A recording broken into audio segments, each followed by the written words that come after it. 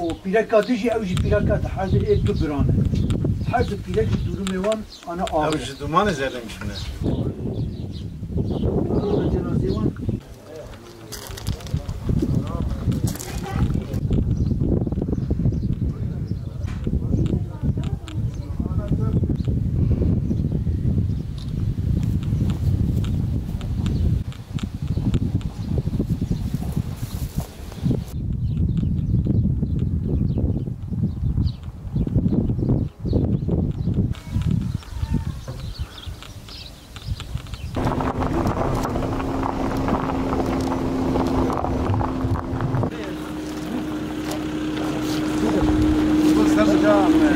Beşir abi. Hacı abi.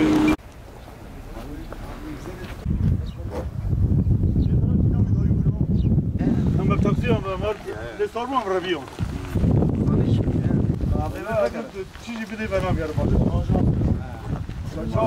Oraya kadar girmiş yani. Sen hangi? Şunu biz de konuya bu bakış değil ki. Yangının çıkışı birleşmiş.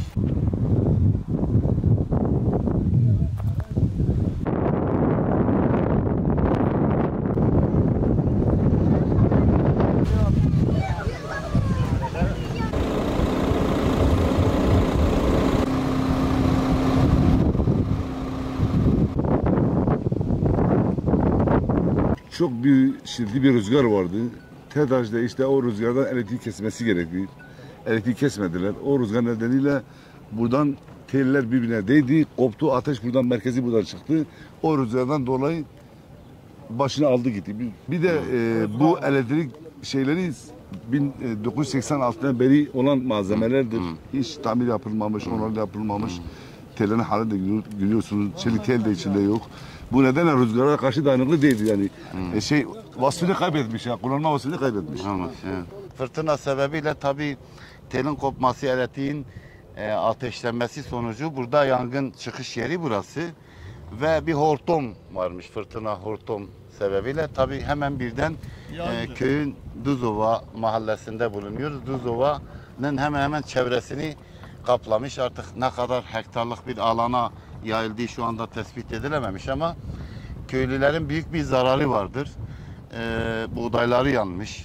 Efendime söyleyeyim, araçlarının çoğusu hasar görmüş. Sulama borularının hepsini gördük, gezdik. Hepsinin yandığını gördük. Yani hemen hemen sulama borularından bir şey kalmamış eser. Yani ortalıkta bulunan tarım araçlarının hepsinin yandığını görüyoruz. Tabii en çok önemli olan nokta şu: direklerin 1986'dan beri, yani rahmetli Turgut Özal'ın döneminde dikilen bu direklerin şu ana kadar hiçbir tadilattan geçmeyişi, hiçbir tanesinde çelik halatların olmayışı ve haklı olarak bizim köylü kardeşlerimiz diyorlar ki elektrikte bir ödememe, gecikmez yaptığımız zaman hemen TEK'in buraya baskın yapıp cezalar yağdırdığı ama tadilatla ilgili hiçbir şey yapmadığı konusunda şikayetler var. Bakım yapılmıyor. Mülki amirleri de bu konuda göreve davet ediyoruz ki bir an önce gelip buraları görsünler ve bu santralleri, direklerin hepsini bir tadilattan geçirsinler. Yineden tekrardan geçmiş olsun. Allah beterinden korusun. Rabbim bir daha böyle şeyleri bize göstermesin inşallah.